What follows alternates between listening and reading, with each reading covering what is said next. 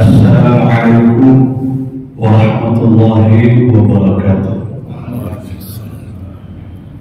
Innal hamdalillah wassalatu wassalamu ala Rasulillah Muhammadin ibn Abdillah wa ala alihi wa sahbihi wa mawalah. Asyhadu an la ilaha illallah wahdahu la syarika lahu wa asyhadu anna sayyidina Muhammadan abduhu wa rasuluh la nabiyya ba'dah. Allah Ta'ala fi kitabih karim. A'udzu billahi minasyaitonir rajim. Bismillahirrahmanirrahim. Ya ayyuhalladzina amanu taqullaha haqqa tuqatih wa la tamutunna illa wa antum muslimun. Shadaqallahul azim. Yang kami hormati Ketua DKM dan seluruh jajaran Masjid Jabal Salam, Bapak Imam Ustaz Muhammad Akbar, hormati para sesepuh, ahli ulama, hadirin dan hadirat jamaah salat subuh yang dimuliakan oleh Allah Subhanahu wa Ta'ala. Pertama-tama tentu tanpa kita selalu bersyukur kepada Allah Subhanahu wa Ta'ala atas segala limpahan rahmat, nikmat dan karunia-Nya. Sampai hari ini Allah masih pinjamkan umur kepada kita. Allah masih pinjamkan sehat. Allah masih pinjamkan kesempatan dan waktu. Juga Allah masih menetapkan iman Islam dalam dada kita, sehingga dari nikmat-nikmat itulah yang membuat kita ringan melangkahkan kaki menuju tempat ini dalam rangka melaksanakan salah satu kewajiban kita, yakni sholat subuh secara berjamaah, yang pahalanya melebihi daripada sholat sendiri, yakni 20 derajat.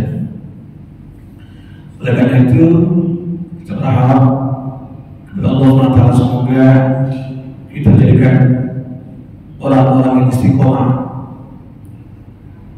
menjalankan ketaatan kepada Allah SWT, ketaatan kepada Rasulullah SAW hingga akhir hayat kita, menemui ajal dan keadaan husnul khatimah.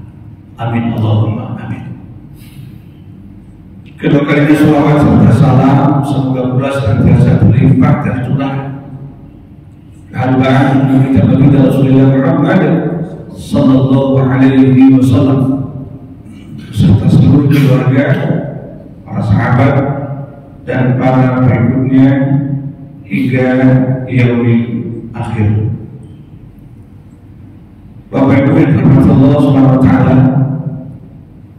sebelumnya mari kita terus mendoakan keluarga kita, sahabat kita, tetangga kiri kanan kita yang mungkin saat ini sedang terganggu kesehatan atau lagi sakit.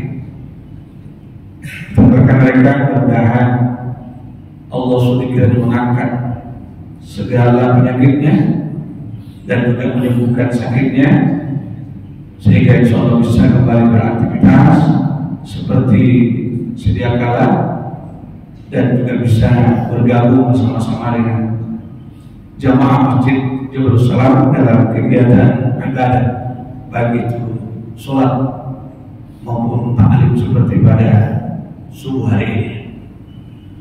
Bapak sekalian yang dirahmati Allah SWT, hari ini kita sudah berada di bulan Rabiul Akhir. Dan Allah sudah kita lalui bersama, namun aura daripada kegiatan-kegiatan Rabiul Awal itu masih terasa. Mana-mana masih ada kegiatan yang dirangkai dengan peringatan Maulid Nabi SAW sebagai wujud daripada rasa syukur dan kegembiraan umat Islam khususnya atas lahirnya baginda Rasul SAW, karena merupakan rahmat dan karunia yang terbesar dari Allah SWT. Sehingga Al-Quran pada surah Yunus ayat 28 Allah katakan, wahai Muhammad, sampaikan kepada umat manusia, hendaklah mereka bergembira, atas karunia dan rahmat Allah Subhanahu wa Ta'ala. Kira-kira masih adakah karunia rahmat Allah yang terbesar menurut kita yang bisa melebihi daripada lahirnya baginda Rasulullah SAW?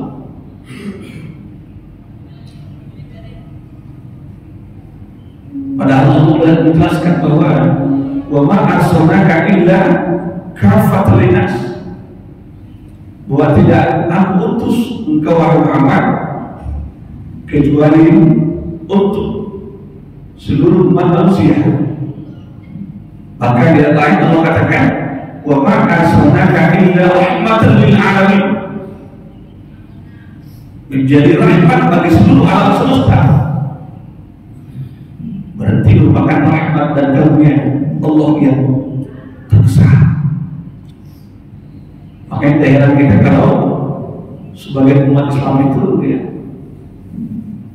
bergembira dan bersyukur atas lahirnya baginda Rasulullah dengan mewujudkan kegembiraan itu dengan cara macam-macam.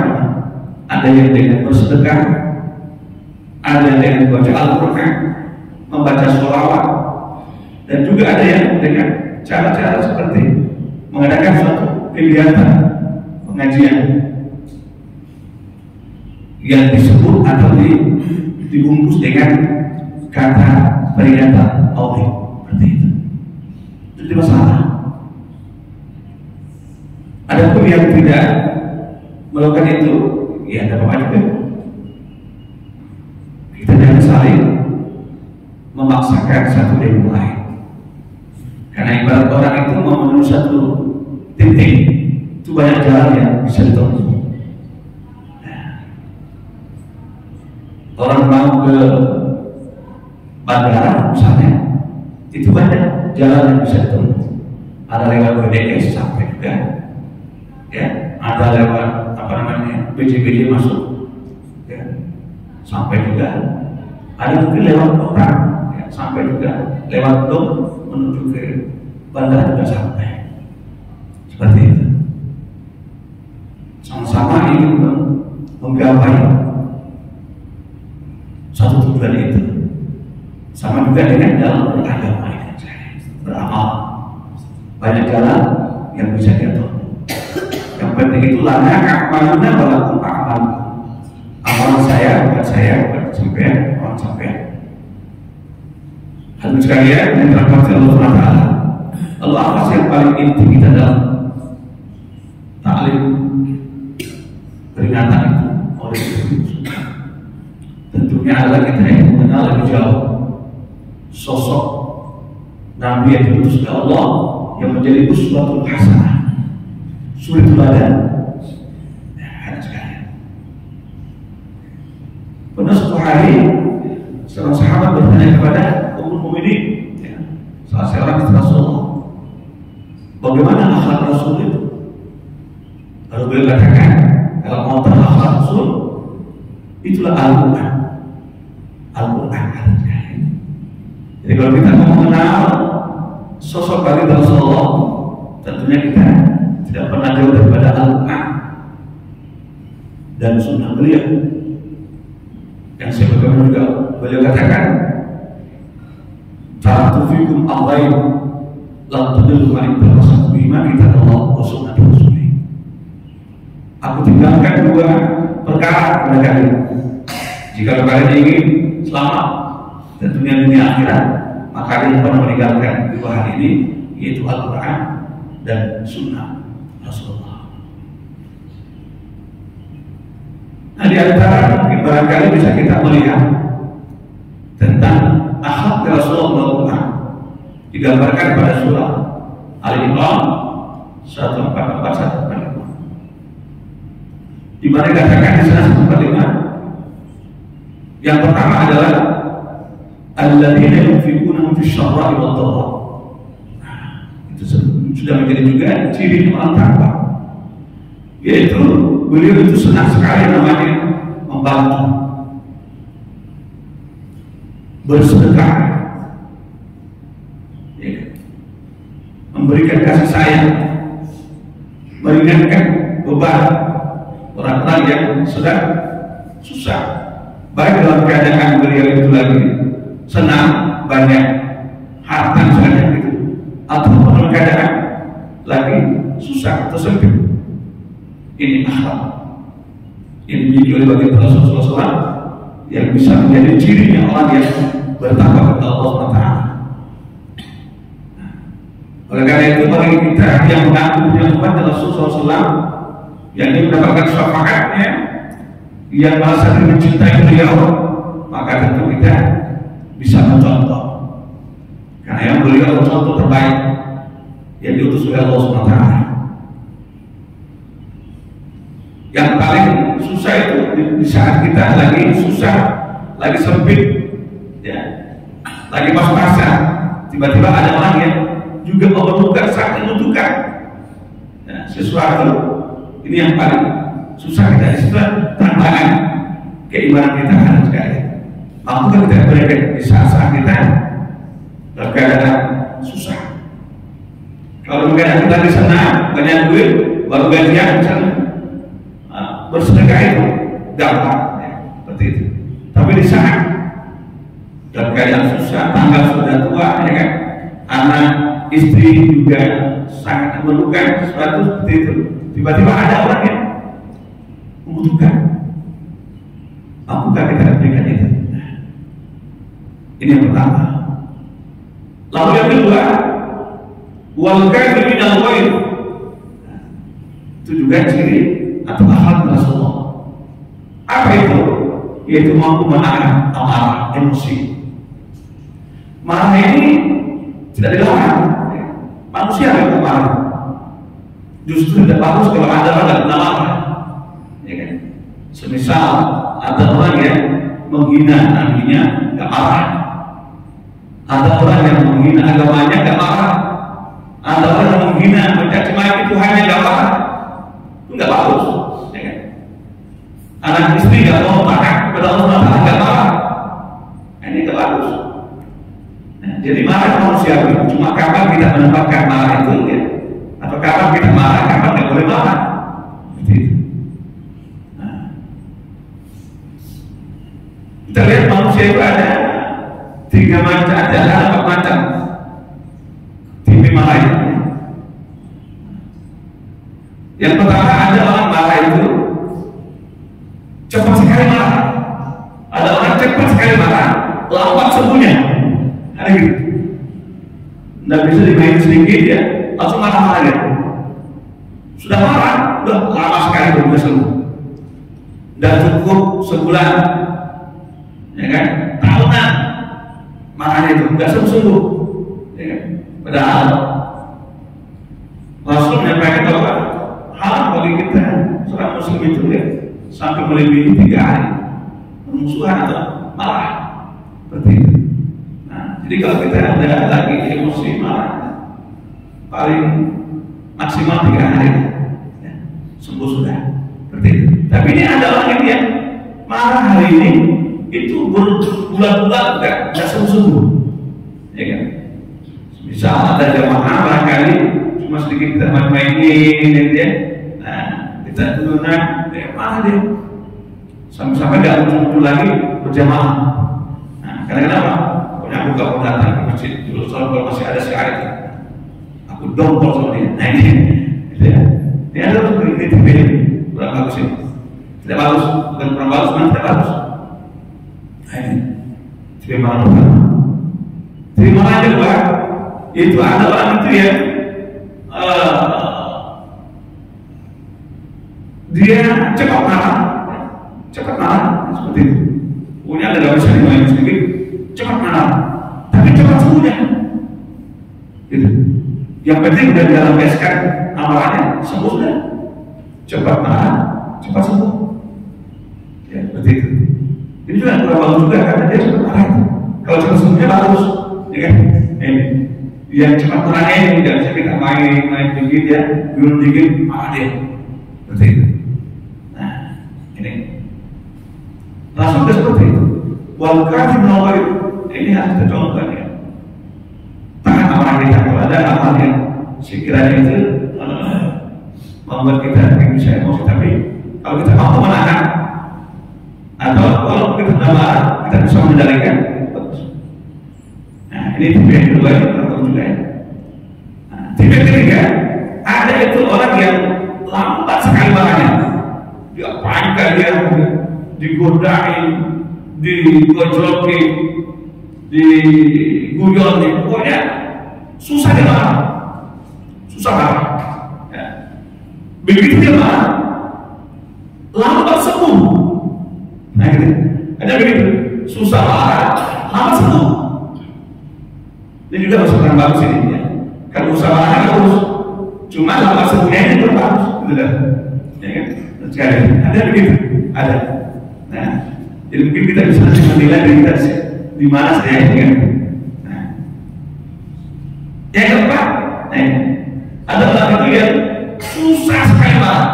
Kalau dia pakai dia susah dia marah. Kemudian kalau dia marah cepat sekali. Ini marah yang bagus lebih, ya kan? Gitu. Nah, ada orang seperti itu. Jadi kita ini bukan berarti kita boleh marah. Kita boleh marah. Tapi kalau kita sudah marah, upayakan kita bisa mengendalikan amarah itu.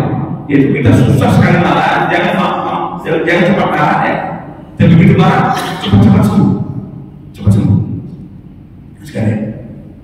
Makanya diajarkan oleh Nabi itu kalau kita lagi marah itu ada tipsnya, supaya cepat sembuh itu. Bagaimana caranya?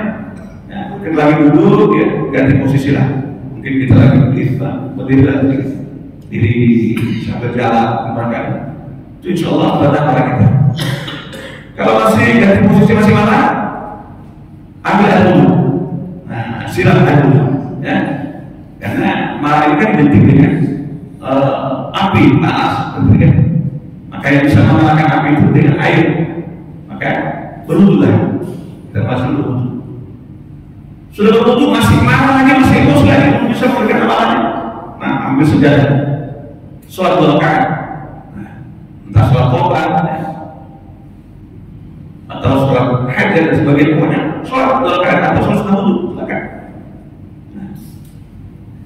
Masih selesai sholat, masih marah lagi, yang memang dasar kemarahan. Nah ini udah habis, sudah jalan, ya kan? Dari posisi marah, wudu marah, sholat marah, memang dasar kemarahan. Nah seperti itu. Dan sekalian. Jadi ini Rasul yang kedua ya, ini adalah wal karim al mampu menahan amarah. Nah, jadi kita tadinya 4 tipe orang marah ini, kira-kira kita ada di mana? Apa yang pertama, yang kedua, ketiga, yang keempat, ya kan? Kalau yang keempat, alhamdulillah, ya kan? Yang ketiga masih penting, ya kan?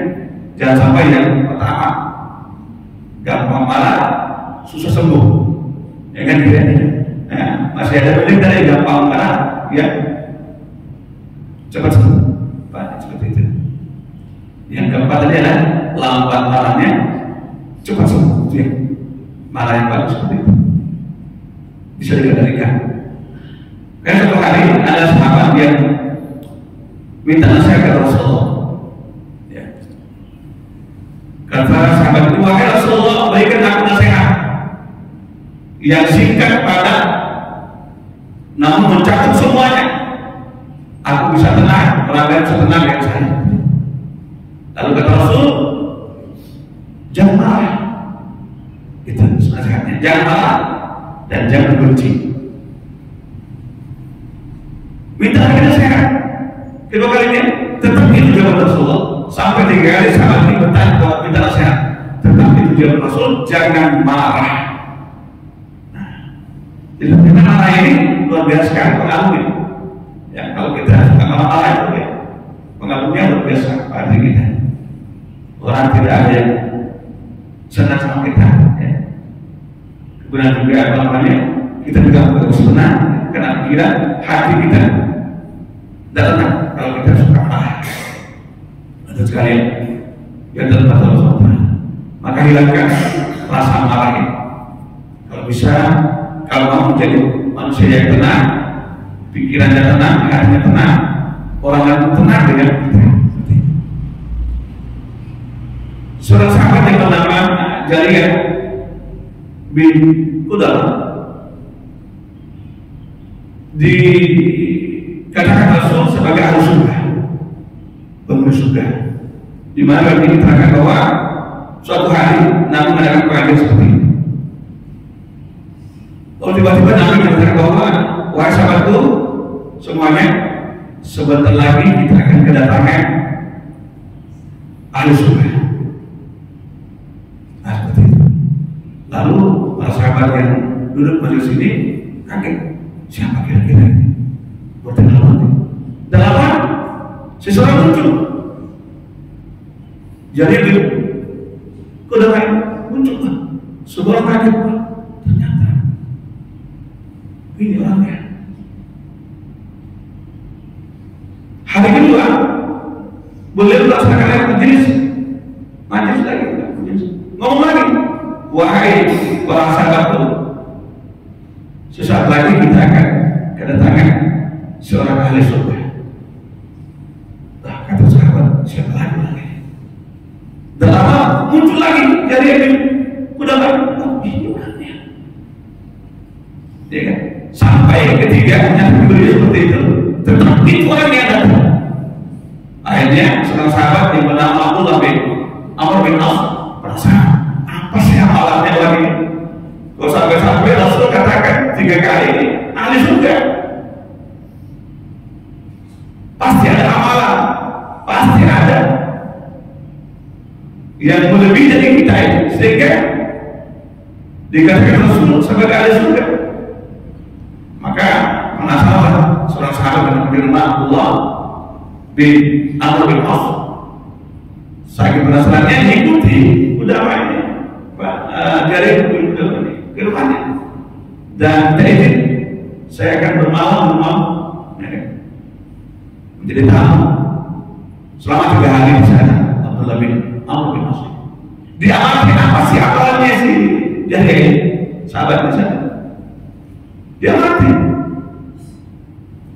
sholat malamnya dia mati, sholat malamnya dia mati, kemudian amal-amal lain dia mati. Ternyata ada yang istimewa daripada Abdullah bin Amr, sama dengan kita, gitu kan? Tangannya juga enggak begitu banyak, ya kan? Kemuliaannya enggak banyak, duha juga enggak banyak, sebagai ya biasa aja, seperti itu. Lalu bertanya Abdullah, wahai sahabat, amal apa yang kamu lakukan yang istimewa? Pasti ada. Namanya kenapa? Sampai-sampai itu dikatakan Rasul 3 kali majelis itu, engkau ahli surga. Pasti kamu punya amal ini. Nah, tolong beritahu mereka seperti itu, biar kita tahu dan bisa mengamalkan seperti itu.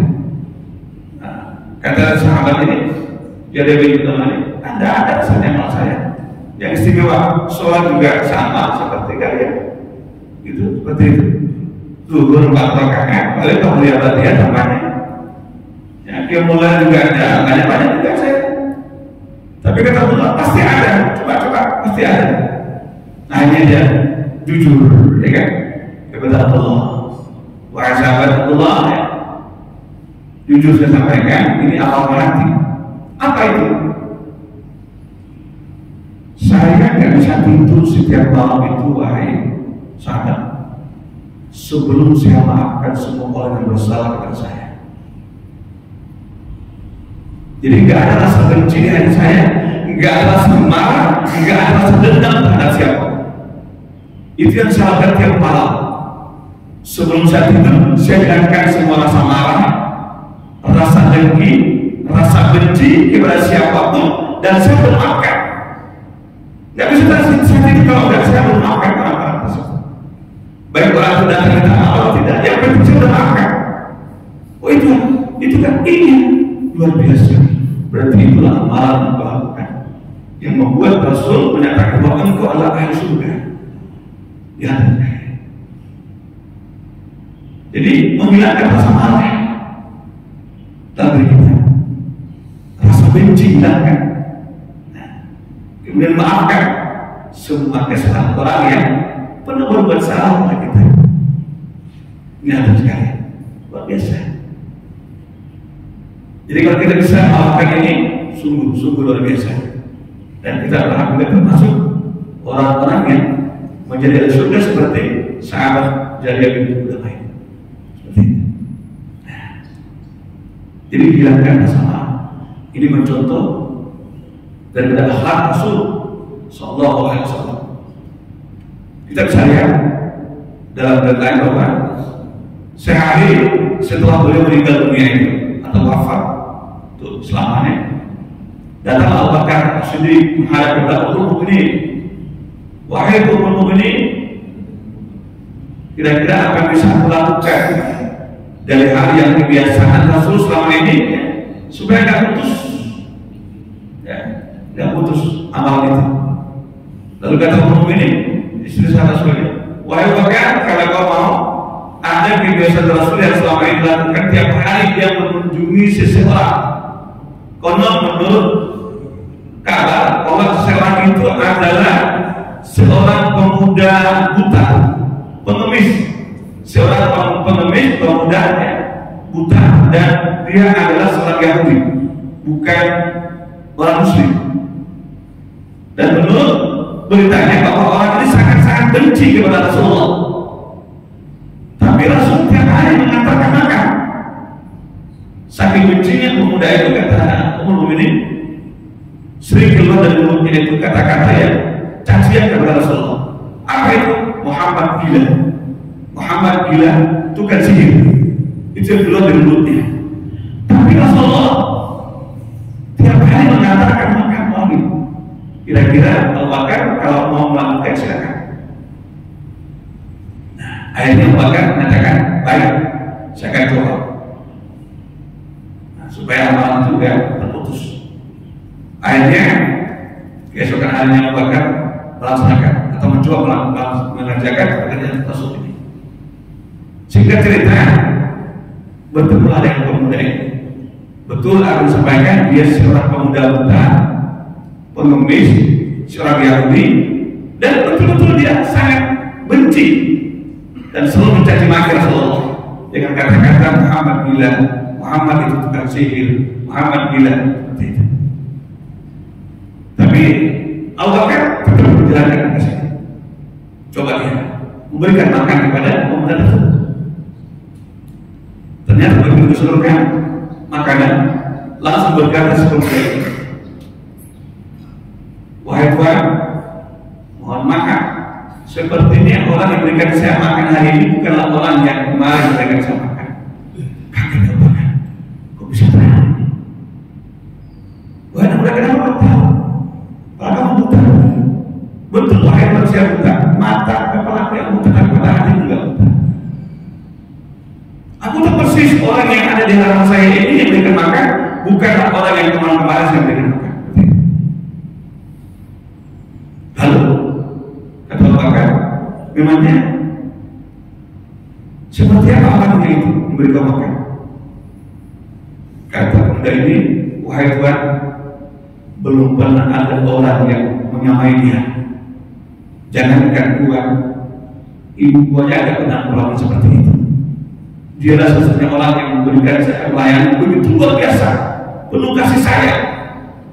Bayangkan wahai Tuhan, kata pemuda ini, selama beberapa bulan ini tiap hari beri saya makan orang tersebut, belum pernah satu kali pun aku menyentuh makanan itu dengan tanganku, tapi orang itu langsung menyuapkan ke mulut saya.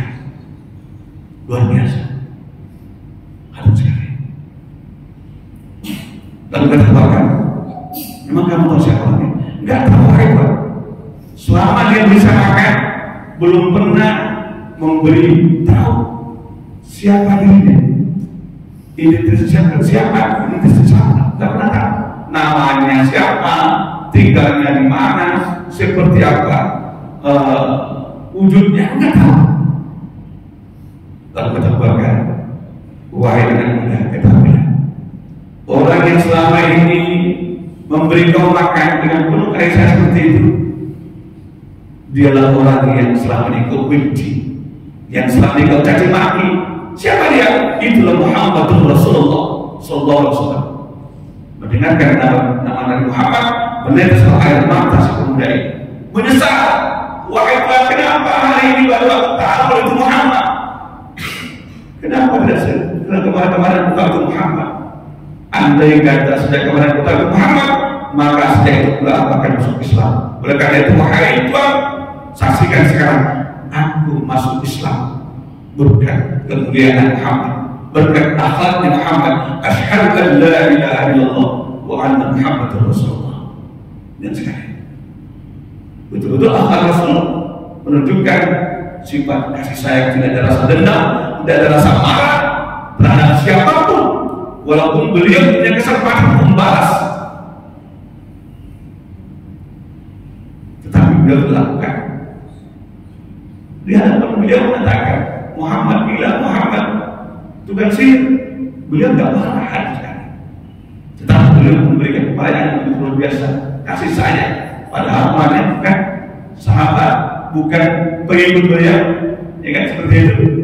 Dia seorang Yahudi, ya, tetapi beliau melakukan seperti itu.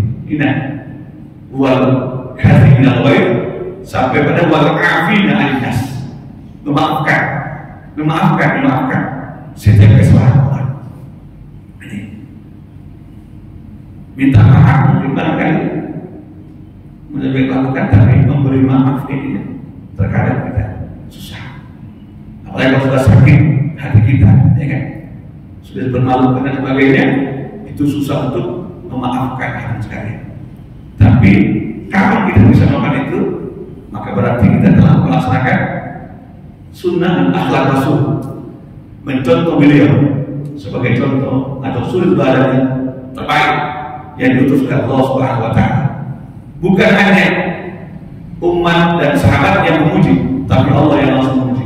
Wa innaka la'ala khuluqin 'azim. Sungguh engkau wahai Muhammad benar-benar memiliki akhlak yang begitu mulia, begitu agung hati sekalian. Karena kenapa? Beliau menunjukkan bukan hanya kepada umat beliau, bukan hanya kepada orang Arab, tetapi kepada musuh sekalipun, orang yang benci sekalipun, beliau tunjukkan begitu mulia akhlak Rasulullah SAW. Sehingga beliau katakan, innama bu'ithtu liutammima makarimal akhlak.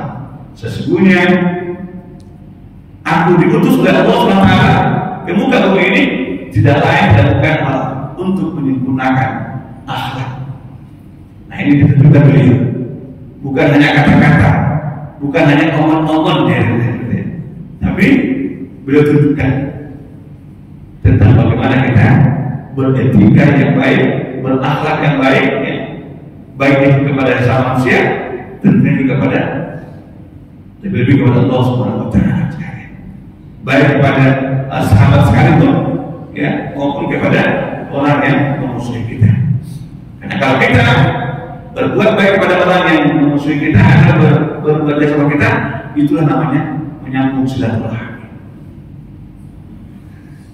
Dulu kita sering mendengarkan itu nasihat dari orang tua kita, ya.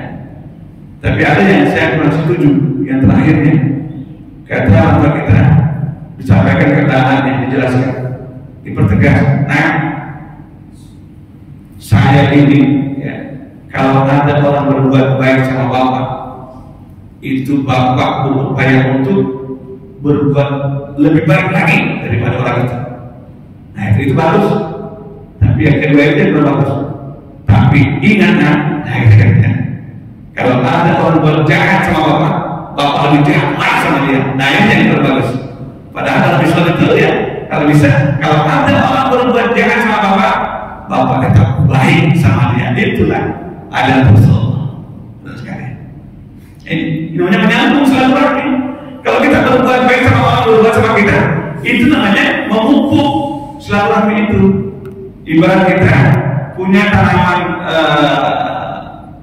bunga di depan rumah kita, di dalam pot sudah subur, kemudian kita pupuk lagi supaya tambah subur lagi. itu namanya orang berbuat baik sama kita berbuat sama dia. Itu namanya memumpuk. Ya, silaturahmi itu. Yang namanya menyambung itu adalah di saat ada orang yang tidak senang sama kita, benci sama kita tetap berbuat baik sama dia, itu namanya menyambung silaturahmi. Ya kan? Seperti itu. Itulah dia Rasulullah.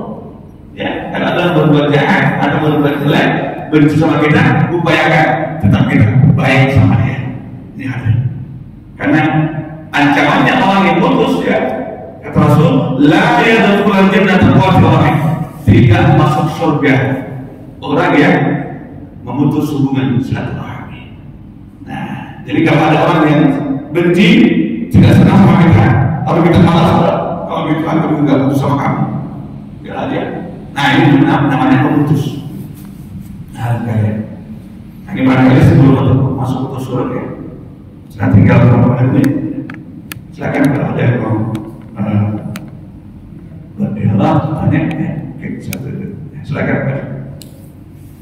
Assalamualaikum warahmatullahi wabarakatuh. Ini sedikit di luar tema Ustaz. Oh iya. Kami tahu bahwa Ustaz posisi di Kawah di bagian salah satu berhubungan dengan warisan. Pertanyaan saya Ustaz ini, ada seorang janda semangat Pak Jamas, ditinggal suami, meninggal dunia, tapi tidak punya anak. Beberapa kemudian istri almarhum, karena ini istri pertama dengan istri kedua, istri pertama meninggal dunia. Pertanyaan saya Ustaz, apakah istri kedua ini mendapatkan harta warisan dari suami yang meninggal? Istri pertama ini punya anak, jadi kira-kira istri kedua ini apakah dapat warisan atau enggak? Oh iya. Jadi ada seorang suami punya istri baru, ya. Istri pertama meninggal, betul ya? Nah, kemudian menikah lagi, ya. Sementara istri pertama ini dengan suami tadi meninggalkan harta warisan, punya anak, ya Pak, punya anak. Istri kedua dan punya anak. Istri pertama punya anak. Istri kedua dan punya anak. Istri pertama punya anak. Baik, pertanyaannya apakah istri kedua dapat warisannya? Nah, jadi istri pertama, ya, punya harta bersama dengan suami dan memiliki anak. Nah, gitu ya. Setelah meninggal dunia, istri pertama menikah lagi, si suami ini mendapatkan istri yang kedua, tidak mendapatkan anak. Pertanyaannya adalah, apakah istri kedua ini mendapatkan warisan dari peninggalan istri pertama bersama dengan suami tadi? Nah, otomatis, ya, tidak mendapatkan, ya, tidak mendapatkan, kecuali kalau istri kedua ini punya harta baru lagi bersama dengan suami. Harta yang dibawa oleh istri pertama yang meninggal tadi tidak mendapatkan, tidak ada kewajiban ataupun hak, ya, dari istri kedua ini, seperti itu, ya. Tidak ada hak istri kedua untuk mendapatkan warisan, seperti itu, ya. Nah, yang nanti bisa menjadi hartanya adalah harta yang baru didapatkan setelah menikah dengan suami tadinya, seperti itu. Adapun harta yang bawakan dari istri pertama, istri kedua tidak mendapatkan hak di sana. Ya, di sana hanya bisa dibagi kepada anak-anaknya sebagai ahli waris. Nah, seperti itu, ya. Ada pembagiannya, tentu ada pembagian cara besar kecilnya, pembagiannya. Itu nanti bisa pengadilan untuk menentukan pembagian tersebut. Jadi kalau istri baru tadi atau istri kedua tadi ini, ya, yang bisa didapatkan nanti setelah dia harta yang baru datang setelah menikah dengan suami tadinya, harta baru ya, bukan harta bawaan dari istri pertama. Nah seperti itu. Nah jadi untuk mau lebih jelasnya lagi ya, untuk pembagian warisannya itu adalah di pengadilan nanti, untuk pengadilan. Nah jadi kalau pertanyaannya apakah istri kedua tadi ini mendapatkan warisan dari harta yang bawaan dari istri pertama, tentu jawabannya adalah tidak. Nah seperti itu ya, tidak. Nah, kecuali kalau sudah harta yang baru didapatkan setelah menikah dengan suaminya tadi. Masih ada satu lagi sebelum sudah masukkan waktu suami? Oh, udah. Sudah.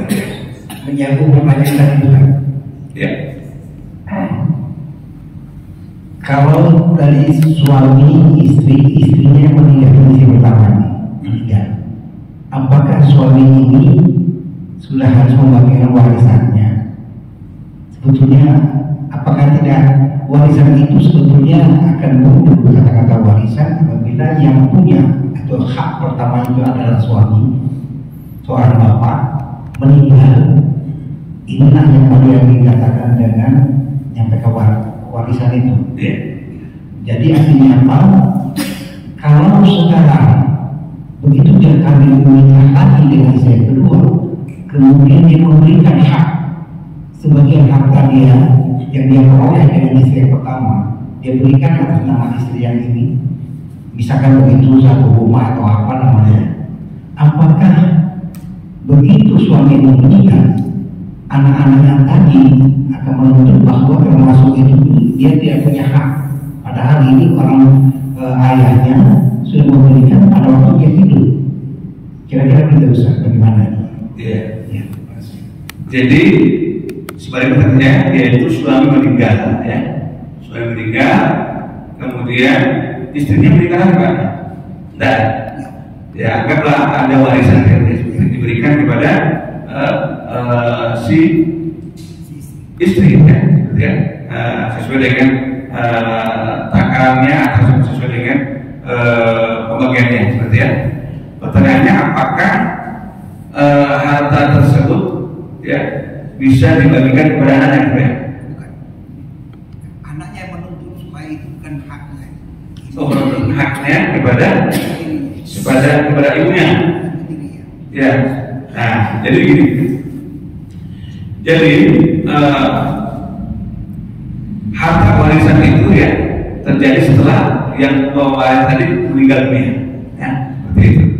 Maka tentunya ada beberapa poin-poin di sana yang siapa yang berhak mendapatkan warisan itu, ya termasuk istri dan anak-anaknya. Kalau seorang anak menuntut, maka itu wajar, karena dia punya hak ya sebagai ahli waris ya untuk mendapatkan warisan dari orang tua yang meninggalkannya, itu ayahnya. Ada pengertian sama seperti tadi ya, itu tentunya kalau secara agama ya boleh, artinya anak laki-laki itu mendapatkan 2 ya, kemudian anak perempuan mendapatkan 1 ya, seperti itu.